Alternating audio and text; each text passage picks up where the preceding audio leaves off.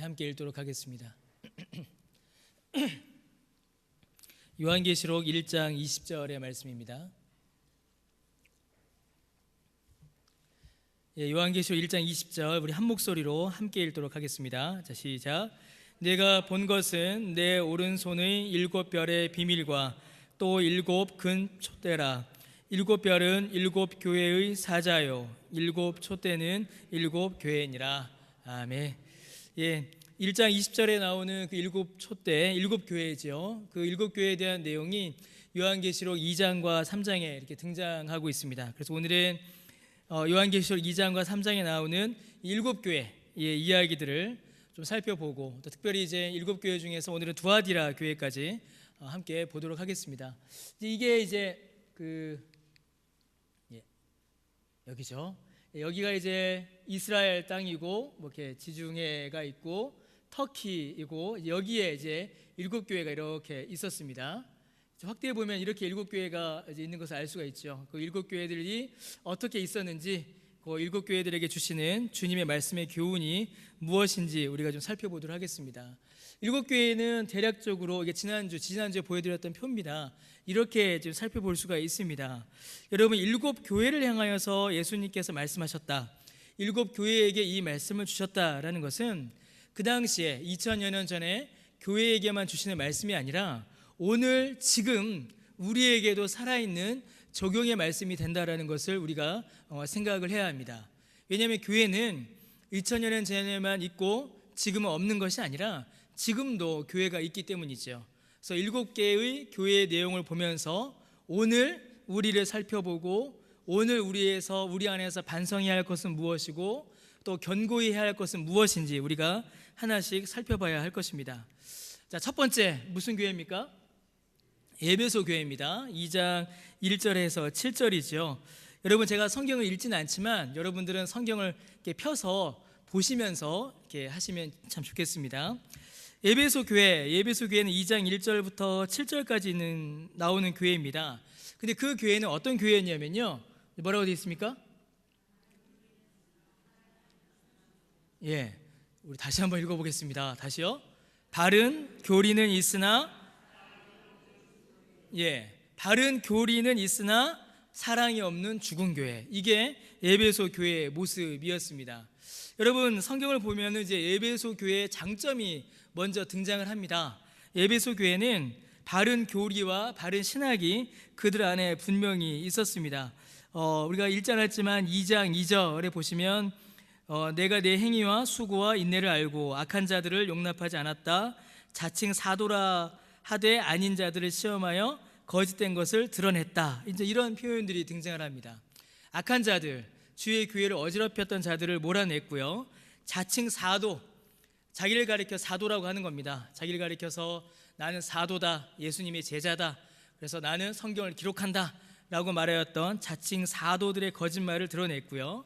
또 니골라당을 미워하여서 그들을 몰아내는 일들이 에베소 교회에 있었습니다. 여러분, 이 니골라당은요, 당시에 유행했던 이단입니다. 이제 그들이 어떤 것이었는가 많은 추측과 설명들이 있는데, 여러분 그냥 이제 이 니골라당이 몇 번 나올 텐데요, 그냥 그 당시에 유행했던 이단, 사이비 지도자, 이렇게 생각하시면 됩니다. 그러니까 이렇게 악한 자들, 자칭 사도들, 니골라당이 교회를 많이 어지럽혔습니다. 그런데 에베소 교회는 바른 교리와 바른 신학, 바울에 의하여 교회가 세워지고 또 교회 지도자들을 통하여서 성경이 가르쳐지면서 그들이 바른 신학을 가지고 있었습니다. 그래서 그 말씀을 가지고 그 교훈을 쫓아 이단과 거짓 선생들을 몰아내는 그런 일들, 그런 아주 훌륭한 모습들이 에베소 교회는 있었습니다. 이건 아주 귀한 겁니다, 여러분. 아주 귀한 거고 너무나 중요한 모습이죠. 그런데 에베소 교회에 문제가 있었습니다.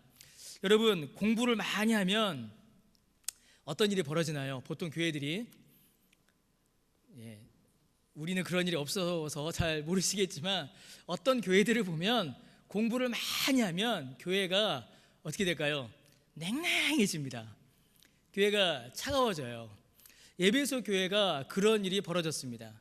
바른 교리와 바른 신학을 잘 알고 있었는데 그들이 처음 사랑, 이 사랑을 잃어버렸습니다. 여러분, 사랑은 늘 두 가지로 성경이 이야기합니다. 무슨 사랑과 무슨 사랑이죠? 하나님 사랑과 이웃 사랑. 이 에베소 교회가 첫사랑을 잃어버렸네, 아이고 하나님을 향한 사랑을 잃어버렸나 보다, 거기서 끝나시면 안 됩니다. 에베소 교회가 잃어버린 사랑은 하나님을 향한 사랑만이 아니라 이웃을 향한 사랑도 잃어버렸습니다. 여러분, 어쩌면 에베소 교회는 본인들 스스로는 하나님을 향한 사랑은 굳건히 지키고 있다라고 믿었을지 모릅니다. 왜 그러죠? 그들에게 지식이 많았기 때문입니다. 오늘날 치면은 성경 공부, 교리 공부, 막 무슨 코스, 무슨 훈련, 무슨 양육 열심히 한 겁니다. 하나님을 사랑한다라는 말이 그들에게 아마 있었을 것입니다. 그런데 대신에 뭐가 없어요? 이웃 사랑이 사라져버린 거죠.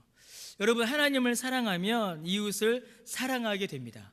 신앙의 지식과 신앙의 삶, 지식과 삶, 교리와 사랑이 우리 안에서 균형을 이루어야 합니다. 여러분, 교회가 쇠락과 부흥을 경험하게 됩니다. 자, 지식이 성장하게 돼요. 우리가 교리를 배우게 되고 신학을 배우게 됩니다. 그러면 뭐가 생겨요? 우리 안에 분별이 생깁니다. 이제 여기까지는 아주 좋은 겁니다. 지식이 생겨요. 지식이 생기고, 그래서 이제 분별도 생깁니다. 그래서 이게 생깁니다. 자, 그런데 지식과 분별이 누굴 향해요? 여기 뭐라고 되어 있습니까?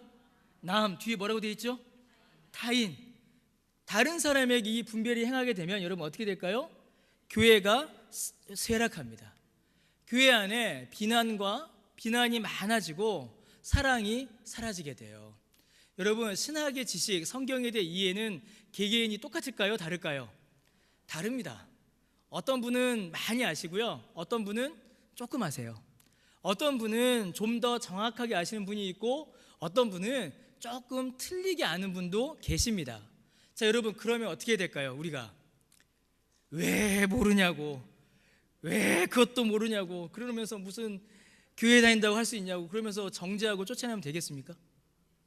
그러면 안 됩니다. 그럼 절대 안 됩니다. 여러분, 우리 아이들이 공부를 잘 못해요. 예? 저희 애들은 잘합니다. 혹시 오해하실까봐. 공부를 못해요. 몰라요. 근데 초등학교 애들이 고등학교 과정을 알 수 있습니까? 모릅니까? 요즘 몰라야 되는데 요즘 아는 애들도 있더라고요. 그건 이상해요. 근데 초등학교 애한테 너 왜 고등학교 과정도 모르냐고 혼을 내고 구박을 하고 너 집에서 나가 이러면 그게 부모의 사랑이라고 할 수 있습니까? 아니죠. 모르면 어떻게 해요?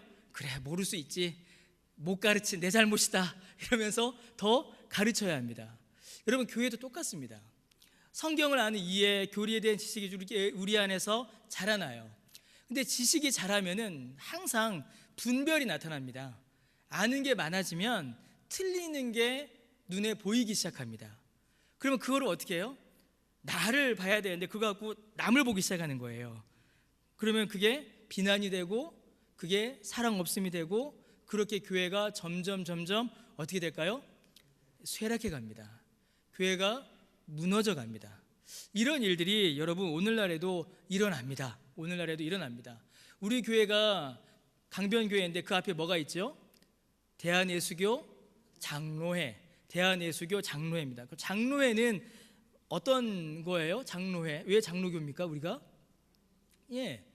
장로들이도 있지만 장로교회라고 할 때는 아주 중요합니다. 장로교회는 스코틀랜드의 장로교 신학을 받아들인 거예요. 그러니까 교회 정치로는 장로교 제도를 받아들인 것이요, 신학으로는 칼빈주의, 개혁주의를 받아들인 게 장로교입니다. 여러분 다 알고 계셨습니까? 그렇죠. 모르신 분도 계셨잖아요. 그런데 우리가 대한예수교 장로회 강변교회라고 하는데 어려움 있습니까? 어려움 요만큼도 없습니다. 요만큼 하나도 없어요. 단지 우리가 그런 것들을 알면은 신앙의 내용이 풍성해지는 것이지, 그걸 모른다고 해서 우리의 신앙이 뭐 문제가 생기거나 어려워지는 게 아닙니다.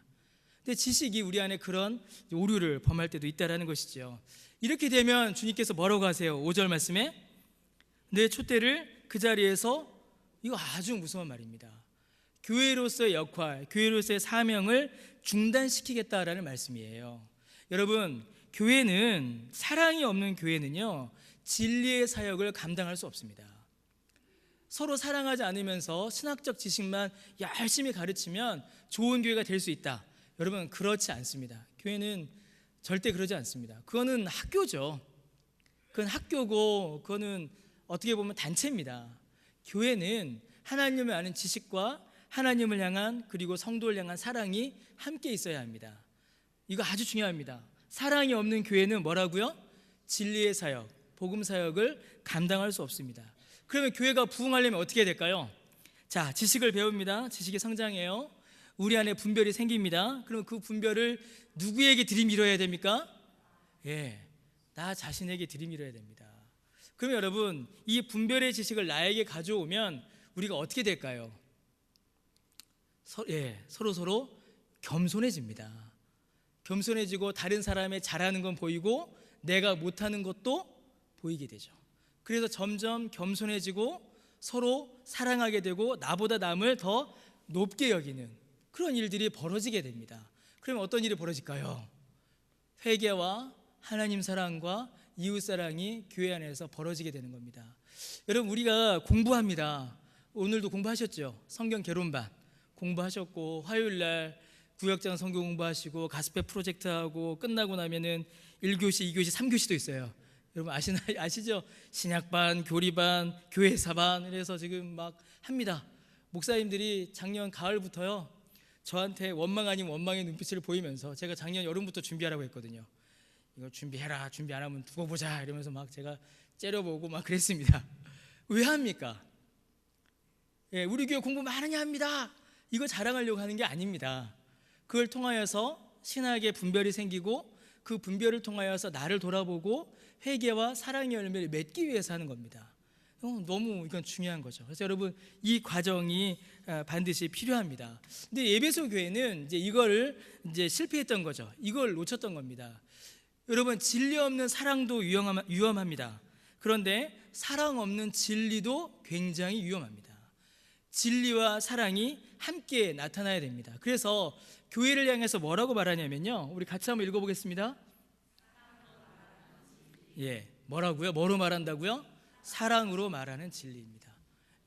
우리가 말하는 진리, 우리가 믿는 진리, 우리가 전하는 진리는 사랑으로 말하고, 사랑으로 전하고, 사랑으로 행하는 겁니다. 에베소 교회가 이걸 놓쳤던 거죠. 그래서 이 부분에 대해서 주님께 책망을 들었었습니다. 자, 두 번째 교회가 있습니다. 2장 8절에서 11절에 나와요. 근데 이 교회는 좀 짧습니다, 내용이. 근데 두아디라 교회 같은 경우에 나중에 나오지만, 두아디라 교회는 혼만 나는데 내용이 굉장히 길고요, 이 서머나 교회는 칭찬받는데 내용이 좀 짧습니다. 자, 여러분, 이 서머나 교회는 어떤 교회입니까? 읽어보겠습니다. 예수님의 제자로서 제자의 삶을 감당하는 교회였는데, 예수님의 제자가 되다 보니 뭘 받았다고요? 고난을 받았습니다. 그래서 여러분, 예수님의 제자가 된다는 것은 무엇을 받는다는 말일까요? 참, 이건 크게 말하기가 싫습니다. 그렇죠? 그렇지만 어쩔 수 없습니다. 예수님의 제자가 된다는 것은 뭘 받는다고요? 고난을 받는 겁니다. 왜 그럴까요? 예수님의 제자가 된다는 것은 지식만 배우는 게 아니라 예수님을 사랑하는 것이고 예수님의 뜻대로 사는 것이기 때문에 그렇습니다. 예수님의 뜻이 세상의 뜻과 여러분 일치합니까? 일치하지 않을 때가 훨씬 많습니다. 그러니 세상이 예수님의 제자들을 박해할 수밖에 없죠. 여러분, 서머나 교회의 특징은 고난받는 교회입니다. 크게 4가지의 고난을 받습니다. 먼저는 가난합니다. 이 서머나 지역은 굉장히 부유한 도시였다라고 합니다. 그런데 이 서머나 교회의 성도들은 가난했습니다. 박해를 받다 보니 그 도시의 경제 활동에 참여할 수가 없었습니다. 그래서 가난했어요. 그 다음에 또 뭘 받았습니까? 비방을 받았습니다. 자칭 유대인들이 돌아다니면서 그리스도인들을 비방하고 모욕하는 일들이 있었습니다. 그것만 있었던 게 아니에요. 그 다음에 또 무슨 일이 있었습니까? 그들이 감옥에 갇혔습니다. 예수님을 믿다가 믿은 대로 살다가 감옥에 갇혔습니다. 마지막으로 그들이 무슨 일이 있었을까요? 순교하는 일도 있었습니다. 서머나 교회의 성도들은 예수님을 믿고 살다가 세상으로부터 박해를 받아 순교하는 일이 벌어졌죠. 여러분, 서머나 교회 제일 유명한 분이십니다. 이게 지금의 서머나 지역에 가면 그 교회 안에 이 그림이 있다라고 합니다. 혹시 보신 적 있으세요? 실제로? 혹시 터키 서머나 지역 가시면은 혹시 보고 오십시오. 저 가운데 이제 화형을 당하는 분이 계시죠? 저분이 이제 폴리갑이라는 분입니다. 서머나 교회의 목회자였죠. 근데 이제 이분이 이제 그 순교를 당하는데 이제 황제가 예수님 부인하고 나 인정해라. 그러니까 이분이 뭐라고 하셨습니까? 아주 유명한 말씀하셨어요. 86년간 86세 지금 돌아가시는데 86년간 주님은 나를 한 번도 외면하지 않으셨는데 내가 지금 이 순간 어떻게 주님을 외면할 수 있는가? 그러면서 황제를 향하여서 당신들도 예수님에 대하여 알고 싶으면 나한테 와서 들어라. 이렇게 말하면서 화형 순교를 당하셨습니다. 이렇게 서머나 교회 성도들은 복음대로 살고 진리를 지키면서 온갖 박해를 당했지요. 여러분, 서머나 교회가 이 고난을 받았던 것은 세상의 핍박과 유혹을 거부했기 때문입니다. 여러분, 로마는 종교의 자유가 있었을까요? 없었을까요? 로마는 종교의 자유가 있었습니다. 그런데 그 종교의 자유가 조건적인 종교의 자유였습니다. 1년에 딱 한 번만 황제를 숭배하면 됐습니다. 1년에 딱 한 번만 황제를 내가 믿습니다, 섬깁니다 라고 말하면 364일은 뭐예요? 신앙의 자유를 누릴 수 있었습니다. 여러분, 얼마나 이게 합리적입니까? 하루만 로마 숭배하고 황제 숭배하고 364일은 마음대로 신앙생활 해라. 이게 로마의 법이었습니다. 그런데 서머나 교회 성도들은 어떻게 했을까요? 그거를 거부했습니다. 365일을 평생을 하나님 앞에 드리기 위해서 그들은 하루의 황제 숭배, 하루의 배교를 그들은 거부했던 겁니다. 여러분, 이제 나중에도 다시 나오겠지만은 이 요한계시록을 보면 교회가 핍박을 받는데 이 교회가 받는 핍박이 제도와 법으로서의 핍박이다라는 것을 우리가 볼 수 있습니다. 로마 황제가 만들어낸 제도, 로마가 만든 법이 교회를 핍박하고 공격합니다. 여러분, 지금 제가 드린 말씀을 잘 기억하시기 바랍니다. 제도와 법의 박해, 제도와 법의 핍박이 이 요한계시록의 교회들이 받은 핍박이고 또 마지막 때에 교회가 받을 핍박이 그렇게 나타납니다. 이 부분에 대해서는 제가 잠시 후에 또 한번 말씀드리겠습니다. 이 고난받는 서머나 교회는 제자의 삶을 살았습니다. 그리고 그들에게 죽었다가 살아나시니 예수님이시죠. 예수님이 그들을 위로하시는 겁니다. 서머나 교회야, 나도 고난받았었다 라고 예수님께서 이렇게 위로해 주시는 것이죠. 죽었다가 살아나시니 고난받으신 이신 예수님께서 그들에게 생명의 관과 둘째 사망의 해를 받지 않을 것을 약속해 주십니다. 세상의 유혹, 세상의 핍박, 세상의 타협을 거부한 서머나 교회, 그 교회는 박해를 받았으나 영원한 복, 영원한 생명의 약속을 그들은 주님께로부터 받은 겁니다. 그래서 참 너무나 귀한 교회죠. 서머나 교회는 아주 귀한 교회입니다. 그래서 어떤 교회들은 서머나 교회라고 교회 이름을 짓는 교회들도 있습니다. 세상의 핍박과 박해 가운데서도 어려운 가운데서도 믿음을 지켜낸 그런 교회라고 할 수 있습니다. 우리도 서머나 교회 같은 교회가 되어야겠지요. 왜 아멘 안 하십니까? 에베소 교회 같은 교회보다는 어떤 교회요? 서머나 교회 같은 교회가 더 그런 교회가 되면 얼마나 좋겠습니까? 자, 세 번째 나오는 교회가 어떤 교회입니까? 버가모 교회입니다. 이 버가모, 두아디라가 이제 좀 문제가 많은 교회들이었습니다. 이 버가모 교회는요, 여러분 2장 12절에서 17절까지 나오는데 그들을 가리켜서 어떤 교회라고 합니까, 여러분? 세상과 타협한 어떤 교회요? 혼합주의 교회였습니다. 이 혼합주의는 구약에서부터 계속 교회를 괴롭힙니다. 이스라엘 사람들이 우상을 섬겼죠. 근데 우상을 어떻게 섬겼을까요? 하나님도 섬기고 우상도 섬겼습니다. 그러니까 유대인들을 가리켜서 왜 너희들 하나님 버렸냐라고 하면 그 당시 유대인들은 우리가 언제 하나님을 버렸냐 이렇게 대답을 했습니다. 선지서들을 보면 다 그렇게 얘기해요. 선지자들이 너희가 하나님을 버렸다라고 하면 유대인들이 우리가 언제 하나님 버렸냐? 우리는 하나님 안 버렸다 이렇게 얘기합니다. 왜냐하면 그들은 성전과 산당, 우상을 섬기는 산당을 함께 섬겼기 때문입니다. 그래서 그들에게 뭐가 필요할 때는 여호와 하나님 앞에, 뭐가 필요할 때는 우상 앞에 그렇게 나갔죠. 그런 혼합주의가 유대인들, 유대교, 그리고 이 당시 지금 버가모 교회에도 그런 혼합주의가 나타나고 있었습니다. 세상과 타협을 한 거죠. 여러분, 그들은 이단적인 가르침을 받아들이고 세상 문화와 타협을 했습니다. 14절 말씀에 이제 그게 나오죠. 여러분, 버가모 교회의 처음은요, 여러분 아주 좋았습니다. 그들은 사탄의 권좌가 있는 곳, 우상 숭배가 많은 곳에 그들이 있었음에도 불구하고 예수님을 믿는 믿음을 그들이 버리지 않았습니다. 그들은 처음에는 참 잘 믿었습니다. 어떻게 보면 에베소 교회처럼, 어떻게 보면은 서머나 교회처럼 믿음을 지켜 나간 겁니다. 그런데 그들이 그 믿음을 끝까지 유지하지 못하고 어떻게 됐습니까? 뭘 따르기 시작했어요? 발람의 교훈을 따르기 시작했습니다. 발람의 교훈과 니골라당을 따른 일들이 그들 안에 생겨나기 시작했죠. 여러분, 발람은 밑에 좀 작은 글씨로 써놨는데요, 민수기 22장에서 24장에 나오는 그 바알의 선지자입니다. 여러분, 그 얘기 있죠? 이스라엘 백성들이 지나가는데 발락 왕이 이스라엘을 저주하려고 합니다. 그래서 이 바알 선지자인 발람을 데려다가 이스라엘을 저주하게 하는데 어떻게 합니까? 이 발람이 못해요.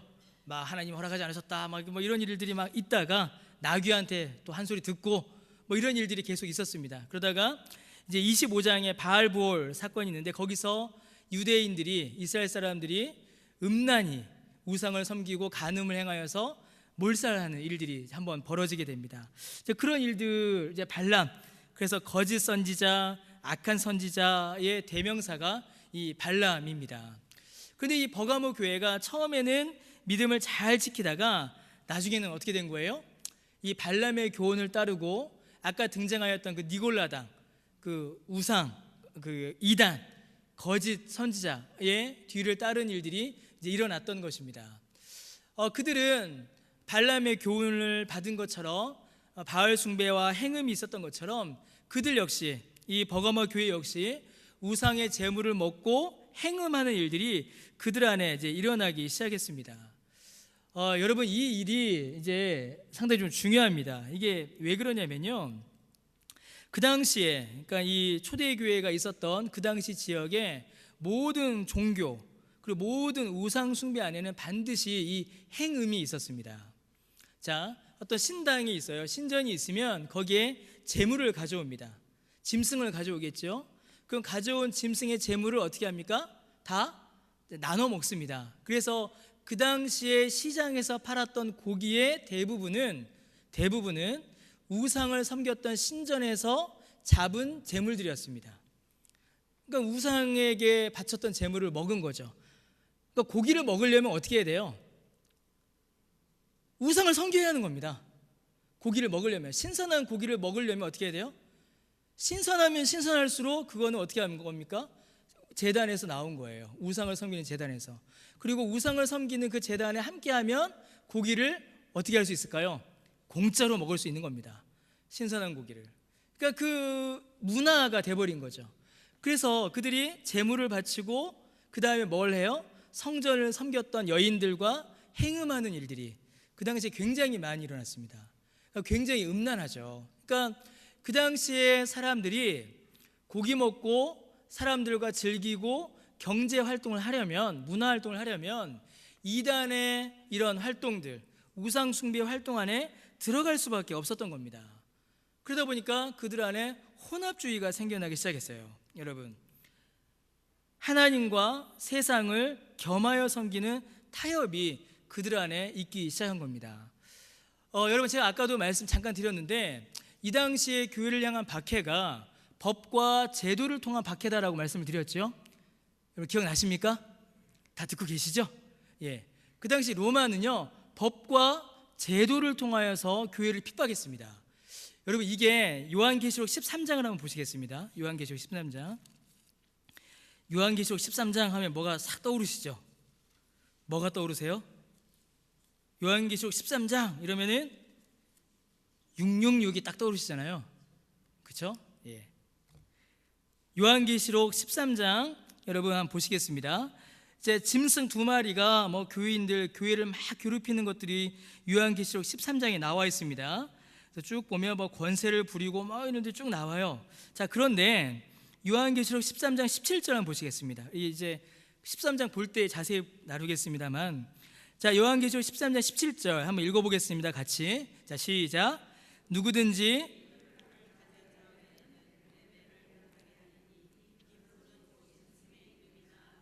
여기까지만요. 자, 우리가 666 여기만 이제 정신이 팔려서 그게 뭘 의미하는지를 모르는데, 요한계시록 13장 17절에 보면 뭐라고 되어 있습니까? 이 표를 가진 자 외에는 뭘 못하게 해요? 매매를 못하게 하는 겁니다. 그러니까 사회생활, 경제생활을 제도적으로, 법적으로 가로막아버리는 거예요. 여러분, 교회를 향한 박해, 교회를 향한 핍박은 제도와 법을 통하여서 그 당시에 이미 이루어지고 있었습니다. 그러니까 세상의 권력과 세상의 정부와 세상의 정책이 과연 교회에게 유익을 주는가, 복음을 도와주는가는 우리가 다시 생각해 봐야 합니다.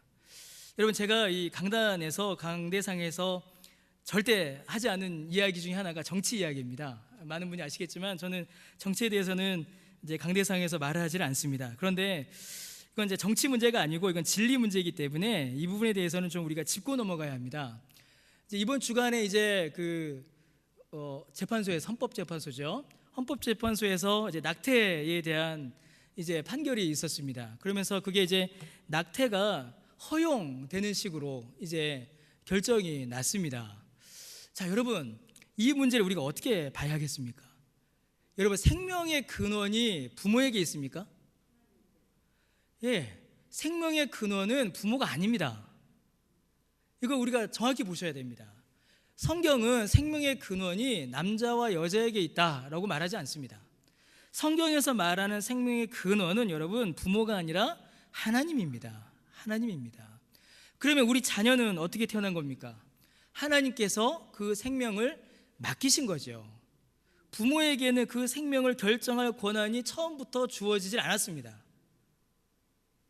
그런데 그걸 허용해 버렸어요. 여러분, 이거는 제가 요한계시록 공부하면서 또 말씀드리면서 나중에 요한계시록 13장 읽을 때 다시 한번 말씀드리겠지만, 세상이 악해져 간다라는 것은요, 세상이 가지고 있는 권력, 곧 법과 제도를 통하여서 복음의 원리, 믿음의 원리를 무너뜨린다라는 것을 의미합니다. 요한계시록에 나타나는 짐승들, 그다음에 요한계시록에서 나타나는 교회가 당하는 박해들은 거의 대부분 그 당시 로마의 법과 제도로 가해졌습니다. 여러분, 우리가 읽었던 서머나 교회가 그랬고, 많은 교회들이 법과 제도에 의해서 교회가 박해를 받았습니다. 즉, 그런 일들이 이제 일어나고 있는 거죠. 일어나고 있는 겁니다. 아주 악하고 이제 우리의 신앙의 원리로서는 도무지 받아들일 수 없는 그런 일들이 이제 일어나고 있는 겁니다. 여러분, 그리스도인의 최종법은 뭘까요? 우리 교회에는 이제 여러분 아시다시피 이제 법조인들이 많으셔서 제가 이런 말씀 드리는 걸 이해해 주시리라 믿습니다. 여러분, 최종법, 그리스도인의 최종법은 뭘까요? 세상 사람들의 최종법은 헌법이죠. 그러나 그리스도인들의 최종법은 성경입니다. 성경입니다. 하나님의 말씀에서 허용하지 않는 것을 세상의 이치에 따라서 허용한다. 그리고 그것을 타협을 요구한다. 여러분, 어쩌면 요한계시록에 나타나는 이 믿음의 싸움이 우리에게 벌써 시작되고 있는 겁니다. 여러분, 그러한 때에 우리가 더 긴장하고 더 기도해야겠죠. 저희들끼리 한 얘기가 있습니다. 낙태 허용했습니다. 낙태가 허용되면은 뭐가 무너질까요, 여러분?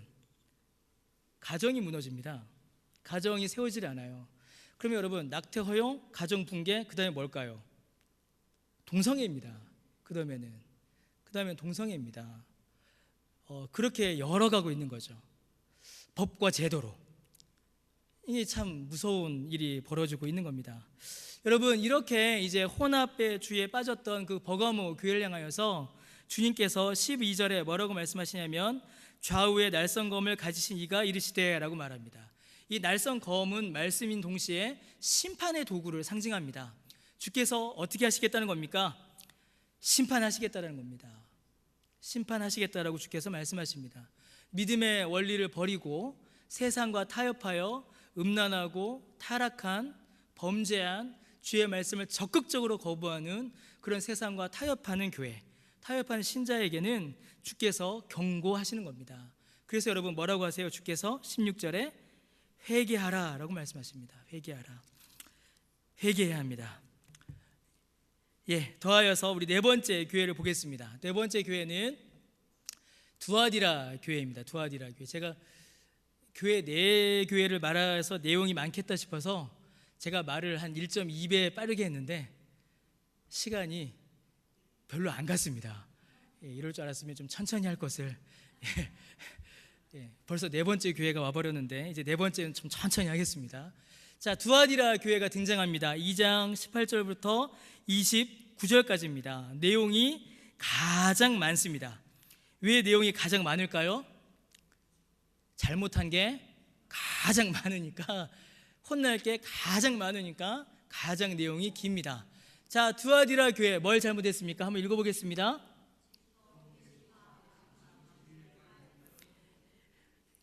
광신주의도 그냥 광신주의가 아니라 어떤 광신주의예요? 직통 계시파. 직통, 말만 들어도 확 뛰지 않습니까? 직통 계시. 오늘 주께서 제게 말씀하셨습니다 라고 시작되는 거죠. 주의 음성을 들으라 이러면서 이야기하는 겁니다. 직통 계시.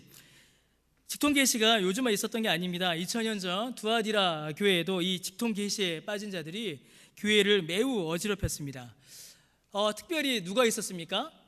이세벨 이단이 있었습니다. 이세벨이라고 불리는 자칭 선지자로 불리는 이세벨이라는 이제 이단이 있었습니다. 아마 여자였던 것 같죠. 니골라당의 니골라는 남자였을까요? 여자였을까요? 네, 남자였을 겁니다. 근데 이세벨 이단의 이세벨은 남자일까요? 여자일까요? 여자였습니다. 여자였을 것으로 이렇게 추측을 합니다. 이세벨은 우리가 잘 알죠. 열왕기 상에 등장하는 그 아합 왕의 부인입니다. 이스라엘을 바알과 아세라 숭배에 빠뜨렸고 나라를 거의 망하게 했던, 그래서 마지막에 아주 저주를 받아 죽었던 여인이 바로 이 이세벨입니다. 이 이세벨 이단이 초대교회 당시에 두아디라 교회를 흔들고 있었고 두아디라 교회가 이렇게 넘어가 있었습니다. 그들은 뭐가 없었어요? 바른 교리, 바른 성경에 대한 지식이 그들에게는 없었습니다.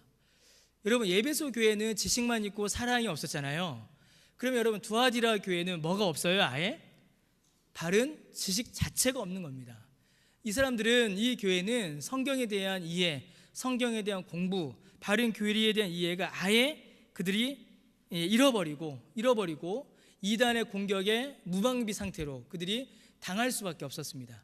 이단이 공격해오고 이단이 미혹해올 때 그것을 맞서 싸울 만한, 이겨낼 만한 지식이 그들에게는 전혀 없었습니다. 여러분, 두아디라 교회 역시 처음에는 잘했습니다. 그래서 2장 19절에 보시면요, 그들의 사업과 사랑과 믿음과 섬김과 인내와 행위, 예수님께서 처음에는 칭찬하셨습니다. 자, 그런데 20절에 보니까 어떤 일이 벌어졌어요? 자칭 선지자 이세벨이 등장하여서 행음하며 우상의 제물을 먹는 일들이 벌어집니다. 우리 아까 봤던 그 버가모 교회처럼 이 버가모 교회보다 어떻게 보면 더 좀 심하지 않았을까 싶습니다. 행음하고 우상의 제물을 먹고 하나님의 말씀을 잃어버리는 일들이 그들 안에 이제 일어났던 것입니다. 여러분, 밑에 뭐라고 되어 있죠? 진리를 잃어버리면 열매 역시 잃어버립니다. 이 사실을 우리가 좀 잘 기억해야 합니다. 여러분, 버가모 교회 그리고 두아디라 교회를 우리가 볼 때에 좀 기억하셔야 될 것 중에 하나는 두 교회 다 처음에는 잘했다라는 겁니다. 그런데 나중에 어떻게 됐어요? 세상의 타협, 세상의 유혹, 세상의 박해가 오니까 넘어가고 말았습니다. 그래서 여러분, 우리가 이 말씀을 좀 기억해야 합니다. 우리 한번 읽어보겠습니다. 그런즉 선줄로 생각하는 자는 조심하셔야 합니다. 성경을 가까이 하시고 기도의 자리에 나오시고 말씀을 배우는 일을 여러분 더 조심히, 더 긴장하셔서 하셔야 합니다. 나 이제 다 배웠어, 나 이제 다 알아. 여러분, 성경 다 아십니까? 제 친구 중에 하나가, 그 친구 교회 안 다녔는데 저한테 이렇게 성경을 딱 들더니만 이거 한 1년 공부하면, 1년이 뭐 한 6개월 공부하면 다 알겠는데 그러더라고요. 저한테 야, 이거 한 6개월 공부하면 다 떼겠는데? 이러면서 이렇게 이러는 거예요. 제가 2002년부터 사역을 했거든요. 2002년부터 지금까지 사역을 했는데 아직도 모르겠습니다. 사실은 아직도 설교 준비하려면 책을 몇 권을 봐야 하는지 모르겠어요. 여러분, 성경은 살아있는 말씀이기 때문에 볼 때마다 새롭습니다.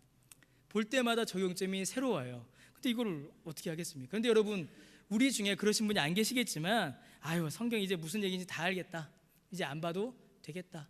오늘 저기 권사님 죄송합니다. 우리 전현식 권사님이 오늘 아까 저한테 오셔서 제 손이 아프도록 약속을 꽉 하시면서 한마디 하시는 겁니다. 내가 마태복음 21장 설교를 몇 번을 들었겠어.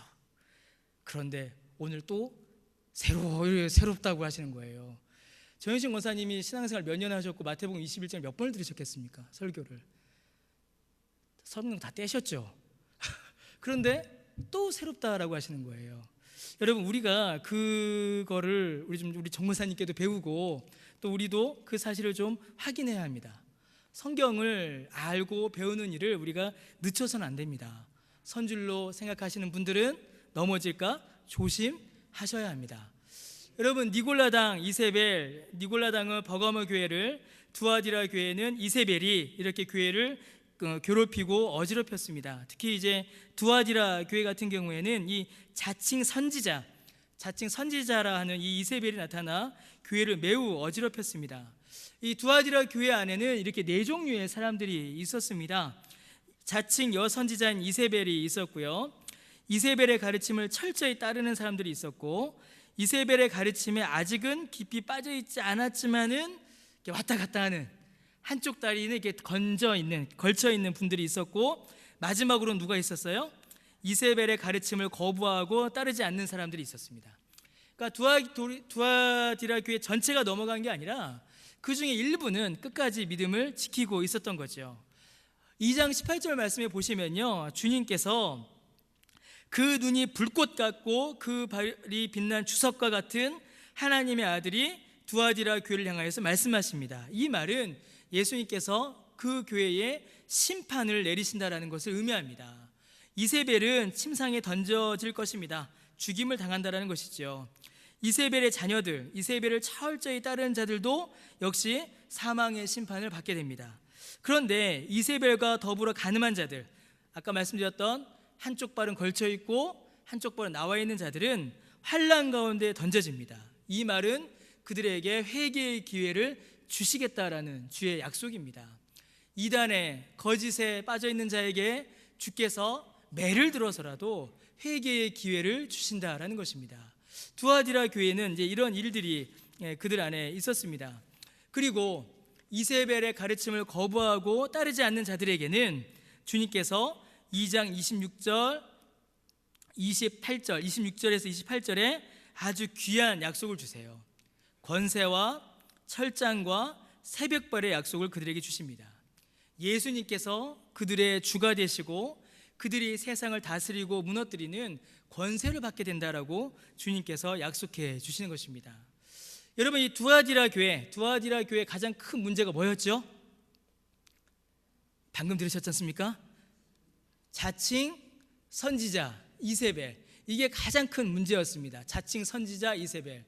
여러분, 오늘날도 여러분 마찬가지입니다. 오늘날에도 이 자칭 선지자들이 많습니다. 우리가 아까 보셨지만 자칭 사도라는 자들, 자칭 선지자라 하는 자들이 교회를 여러분 얼마나 어지럽히는지 모릅니다. 대놓고 합니다. 예전에는 그래도 대놓고 못했거든요. 예전에는 남들이 당신은 선지자입니다 이러면 내가 그런가 하면서 했는데, 요즘에는 대놓고 내가 선지자다, 내가 사도다라고 그렇게 말합니다. 그들을 가리켜서 신사도주의라고 우리가 그렇게 이름을 붙입니다. 1980년대 후반부터 미국을 중심으로 해서 나타났고, 오늘날 한국교회에도 아주 깊숙이 들어와서 매우 교회를 어지럽히는 자들이 있습니다. 나를 가리켜서, 그러니까 자기들끼리 사도 임명식을 합니다. 막 자기들끼리 삥 둘러서서 막 안수해서 너 사도, 자기들끼리 또 삥 둘러서서 안수하면서 너 오늘부터 선지자, 뭐 그래요. 그 여러분, 사도와 선지자가 무슨 일을 했죠? 그렇죠. 예, 사도와 선지자의 역할이 뭡니까? 이게 굉장히 중요합니다. 이거 알아야지 우리가 말을 하죠. 사도와 선지자의 역할은 성경을 기록하는 겁니다. 계시의 기록, 이게 사도와 선지자의 역할이에요. 그럼 여러분, 이 성경이 지금 끝났습니까? 아니면 계속 기록됩니까? 끝났죠. 성경 계시는 종결됐습니다. 여기에 더 이상 성경이 붙지가 않아요. 그러면 사도와 선지자가 필요할까요? 필요하지 않을까요? 필요하지 않습니다. 더 이상 사도와 선지자는 있지 않아요. 그런데 오늘날에도 자칭 사도라, 자칭 선지자라 하는 자들이 나타나서 교회와 성도를 미혹하게 하는 일들이 너무 많이 일어납니다. 여러분, 우리가 성경을 좀 보겠습니다. 제가 그냥 짧게 써놨는데 마태복음 24장 23절에서 26절까지 우리 잠깐 한번 살펴보겠습니다. 성경을 한번 보실까요? 자, 마태복음 24장 23절에서 26절입니다. 아주 중요합니다. 자, 마태복음 24장 23절에서 26절까지 우리 같이 한 목소리로 읽어보겠습니다. 자, 시작. 그때 사람이 너희에게 말하되 보라 그리스도가 여기 있다 혹은 저기 있다 하여도 믿지 말라. 거짓 그리스도들과 거짓 선지자들이 일어나 큰 표적과 기사를 보여 할 수만 있으면 택하신 자들도 미혹하리라. 보라 내가 너희에게 미리 말하였노라. 그러면 사람들이 너희에게 말하되 보라 그리스도가 광야에 있다 하여도 나가지 말고 보라 골방에 있다 하여도 믿지 말라. 여러분, 오늘날 이단들 중에 어떤 이단이 있냐면요, 자기들은 이단이 아니랍니다. 왜 이단이 아닌가? 기적을 행하기 때문에 자기들은 이단이 아니다라고 합니다. 그런데 성경에 보니까 예수님께서 뭐라고 말씀하세요? 24절, 마태복음 24장 24절에 거짓 그리스도와 거짓 선지자들이 일어나 뭘 한다고요? 큰 표적과 기사를 행한답니다. 우리가 기적을 행하니까 우리는 바른 교회입니다 라고 말할 수 없다라는 거예요. 여러분, 기적이 일어나니까 거기가 참된 교회고 거기에 참된 말씀이 있다라고 말할 수 없습니다. 여러분, 이단들 얼마나 기적을 잘 행하는 줄 아십니까? 이단 치고서 병고침 없는 이단이 없어요. 이단들의 기적은요, 여러분, 정말 말로 할 수 없습니다. 놀라운 표적과 이 기적이 이단들에게 일어납니다. 그게 여러분 성경에 기록되어 있지 않습니까? 기적이 있다고 해서 정통이다, 기적이 있다고 해서 바르다라고 말할 수가 없어요. 정말로 그것이 바른 교회인가를 우리가 살펴보기 위해서는 그 안에 예수 그리스도의 복음이, 말씀이 바르게 선포되고 있는가를 우리가 확인해 봐야 합니다. 열매로 그 나무를 안다라고 했지 않습니까? 그들이 어떤 열매를 맺고 있는지, 무엇으로 그들의 교회가, 그들의 삶이 나타나는지를 우리가 점검해 봐야 합니다. 자칭 사도, 자칭 선지자, 자칭 그리스도, 표적과 이적, 기적, 놀라운 일들, 여러분, 그런 것들이 우리의 신앙을 무너뜨리지 않도록 우리가 말씀 가운데 더욱더 견고히 서 있어야만 합니다. 그걸 꼭 붙잡고 계시기를 여러분 꼭 부탁을 좀 드리겠습니다. 한 가지만 이제 더 말씀을 드리고 이제 오늘은 좀 마치도록 하겠습니다. 여러분, 이 자칭 사도와 자칭 선지자, 생각보다 우리 곁에 가까이 있습니다. 제가 어릴 때 저희 고향 근처 교회, 저희 고향 교회 아닙니다. 저희 고향 근처 교회에 사모님이 한번 유명한 분이 계셨습니다. 사모님 아주 유명하셨습니다. 실제 있었던 일입니다. 제 고향 근처에 이 사모님의 예언의 은사가 있으셨어요. 예언의 은사. 그래서 교인들이 뭐만 하려고 하면 그 사모님한테 가서 기도를 받았습니다. 자, 여러분, 제가 다음 주에 이제 이사를 하기로 결정했습니다. 이거 예입니다. 실제 이사 가는 게 아니에요. 자, 그러면 제가 그날 비 오지 않기를 위해서 기도하는 게 옳을까요? 틀릴까요? 아니요. 제가 다음 주 수요일에 이사를 합니다. 그러면 수요일 날 주님 비 오지 않게 해주세요라고 기도하면 돼요, 안 돼요? 되죠. 기도하면 되죠. 수요일 날 이사하니까 주님 그날 비 오지 않도록 해주세요 기도하면 되죠. 자, 그런데 이사를 해야 됩니다. 자, 갔어요. 언제 이사를 하면 비가 안 올까요? 라고 물으면 될까요, 안 될까요?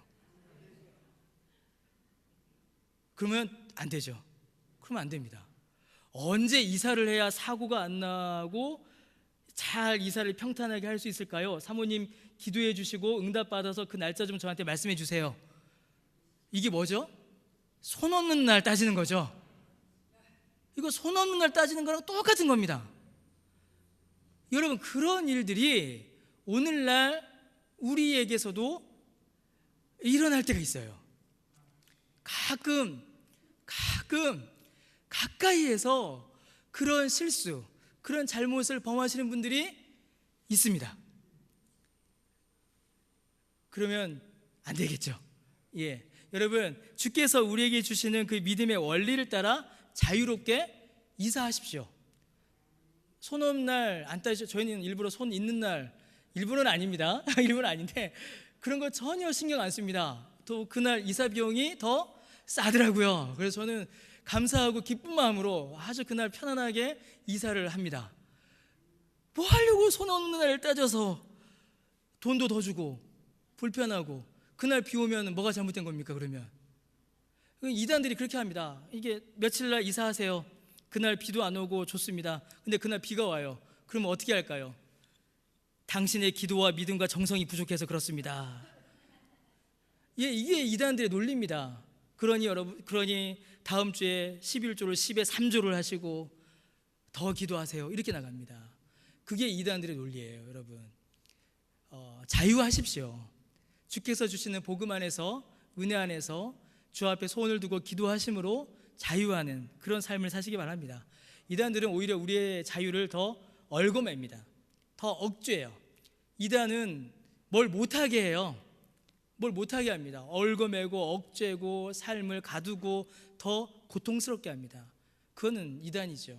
주께서 주신 말씀 안에서 평강과 평화와 위로와 안식과 즐거움과 기쁨을 누리시기를 바랍니다. 이게 성경에서 이야기하는 성령의 열매입니다. 희락과 기쁨과 평강과 위로, 그것을 누리시기를 주님의 이름으로 간절히 축원합니다. 예, 오늘 제가 또 말을 천천히 하다 보니 또 길어져 버렸습니다. 예, 우리 다 같이 함께 찬송하겠습니다.